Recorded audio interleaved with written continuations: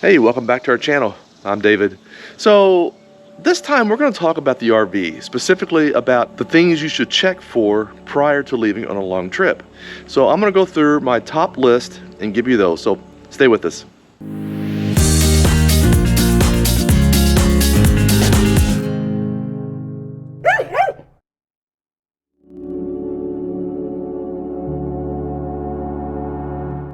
Okay, so we want to continue with our safety checks, and there's nothing in order here. So this one here is something that I do on occasion.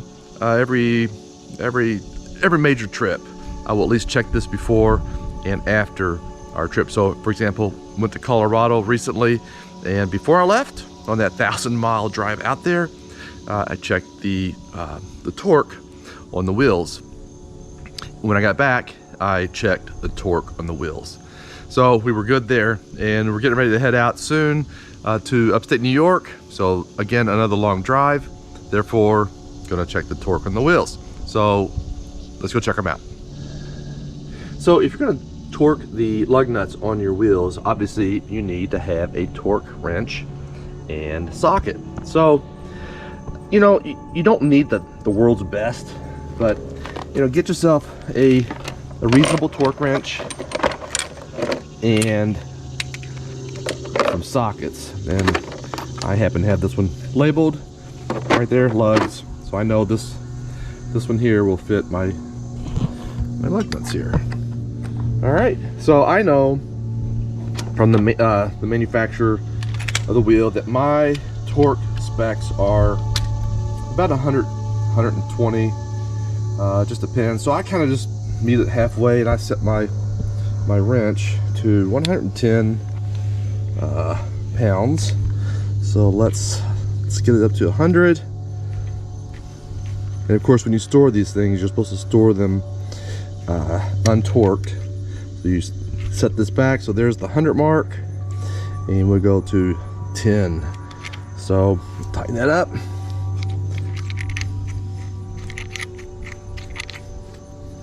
All right, there we go. All right, and let's just double check this. Here we go. Yep, that one's good. Yep, good. Yep, good. And of course you want to go in a star pattern as well. I don't know if you have to for torquing, but might as well. And that's it. So I'll repeat that on all 4 wheels. Make sure we're safe. So there you go. My wheels are properly torqued. We can store this away. All right, that one's done. And this one, now what we gotta do, like I said earlier, when we'll store this, you wanna take all that tension off your torque wrench. So get it back to 0.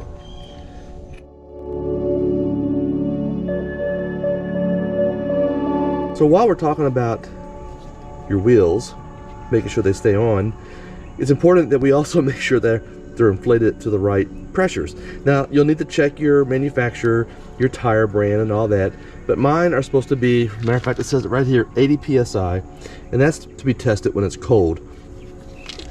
So get you a decent little, you know, I'm not recommending this one, but you know, just something that you can easily read. It's fairly accurate, you know, and make sure that you keep your tire pressures when they're tested cold. Make sure that you read them when they're cold. So, for example, I'm going to go ahead and read this one. Just turned it on. This one here has different types of readings. Of course, we'll use PSI.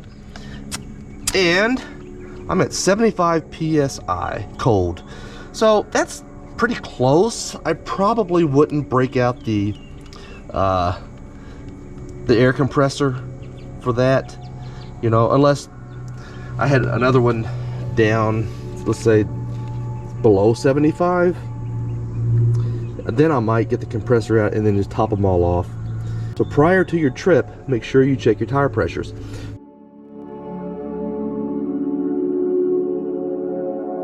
You're also going to want to inspect all around your tires. Make sure there's nothing sticking out of them. Just kind of feel around. Okay, and look for any kind of wear that would not be normal, and any kind of anything that looks odd. Okay, look for bulges on the sidewalls and do all of those. Again, you don't have to take a great deal of time to do this, but you should do this. Actually, you should do this at almost every stop. So when you're pulling over to refill fuel, or you're at a rest stop, just run your hands over this just real quick. Just feel around and do a quick visual inspection.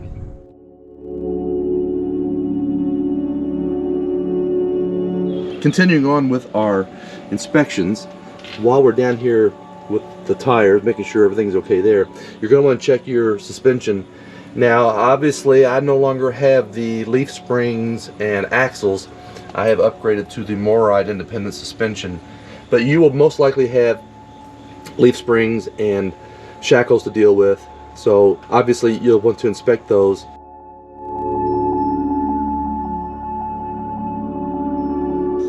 Another item that you should periodically check is your Kingpin.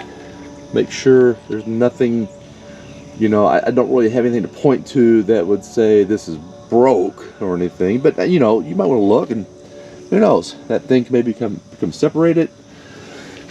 But you want to visually inspect, find out what your torque specs are on this, and torque this. You know, just double check the tightness of these. Last thing you want is that thing coming loose.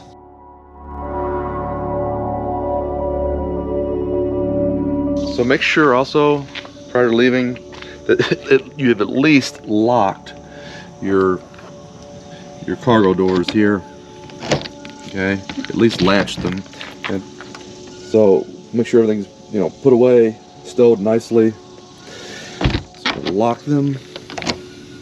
And we always lock. Now, you don't always have to, but it's kind of a safety precaution we do to make sure everything's latched down and locked.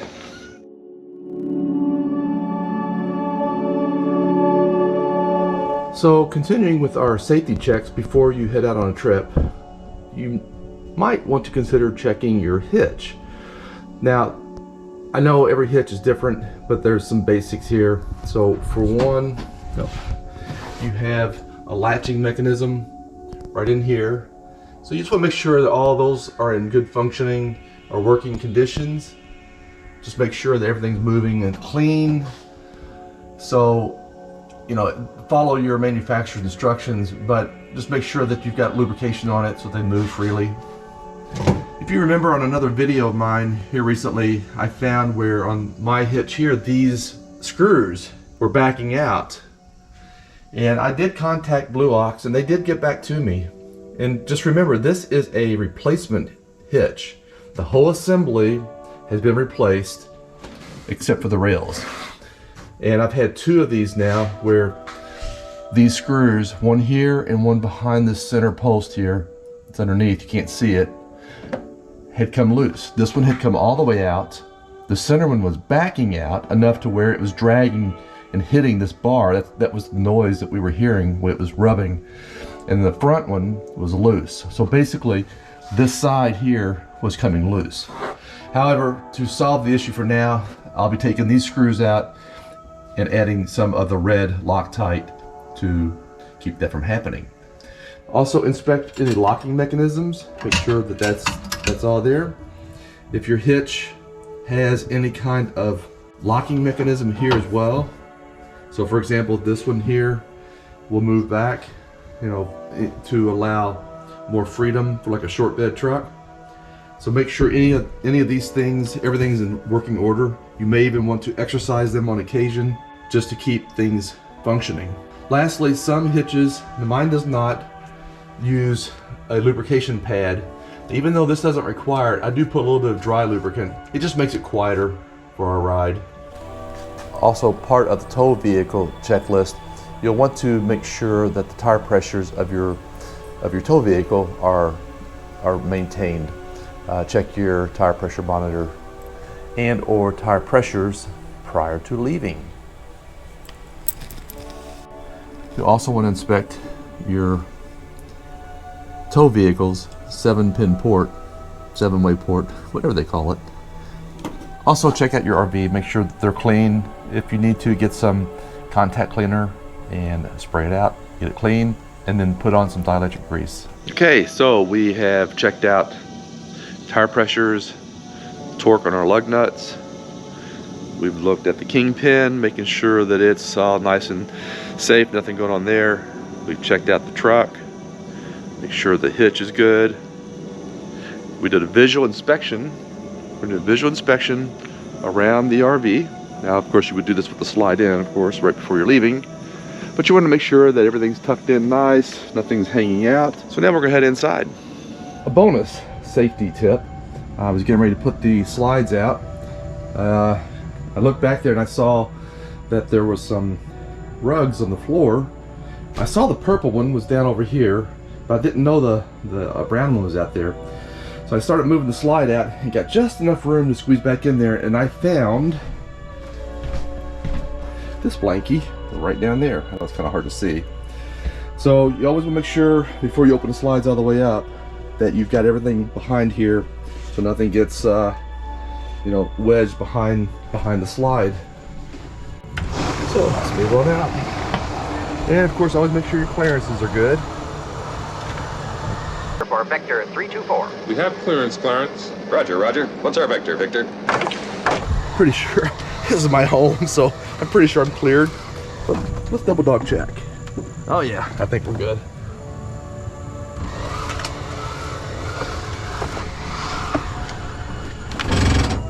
All right. Yep, we're good. Now we put the kitchen out.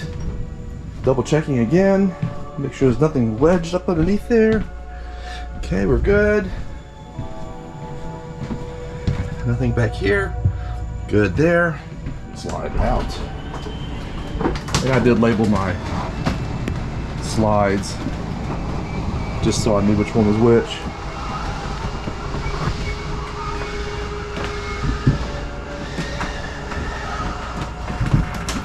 All right, we're ready to go.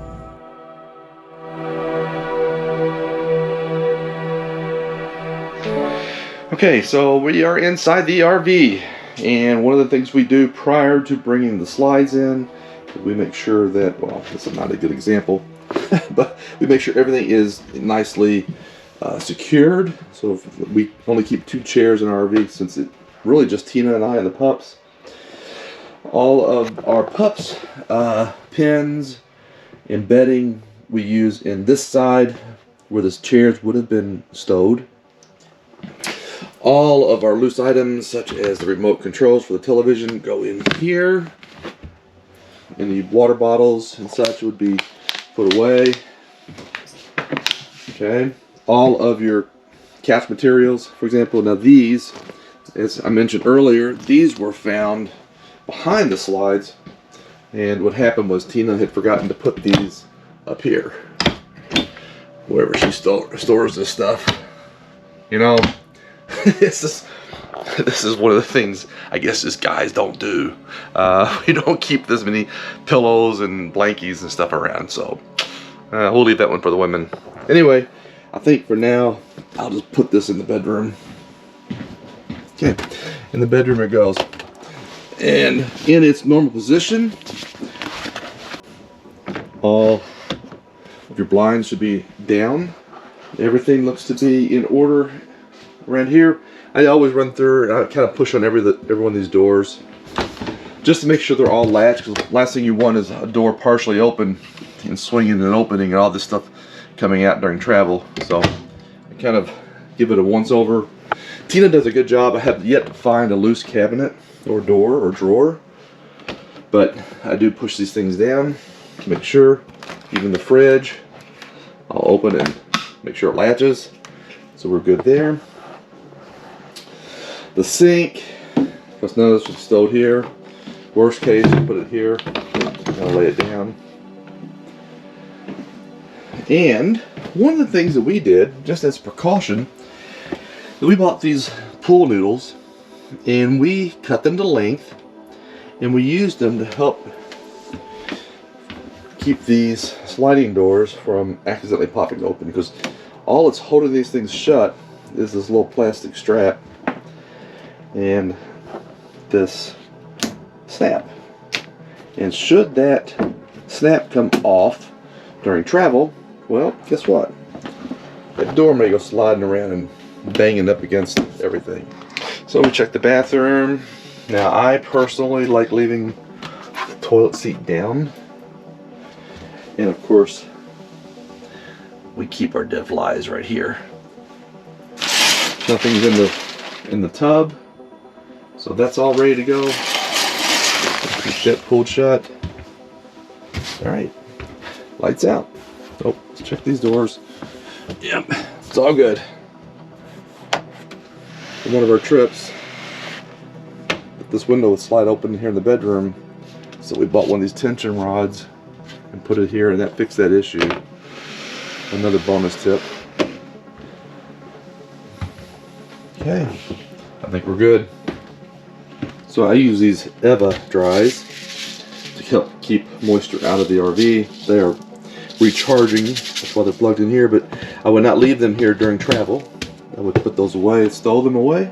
Okay, so we've gone over some of the things you need to do for pre-checks before you leave on any kind of a trip. I've been saying any long trip, but really you should do these on any trip, you know, even if it's just to a state park, let's say, you know, 50 miles away. It doesn't take much to have a major problem. Thank goodness we have not had any issues in any of our travels yet. So, you know, keep our fingers crossed.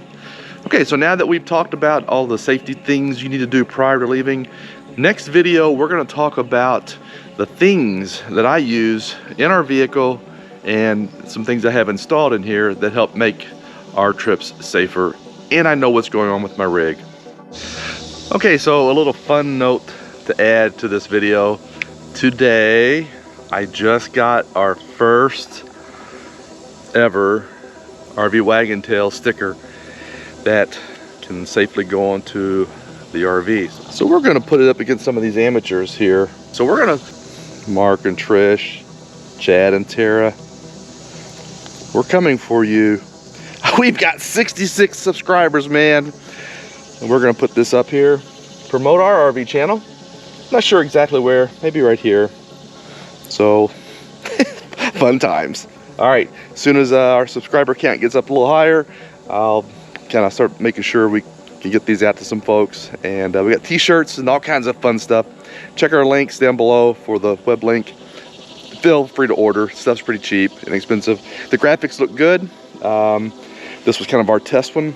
I'm gonna order some shirts personally, make sure all that's good to go. Then I'll let you guys know for sure, hey, it's safe to order. Everything looks good. All right, until next time, talk to you soon.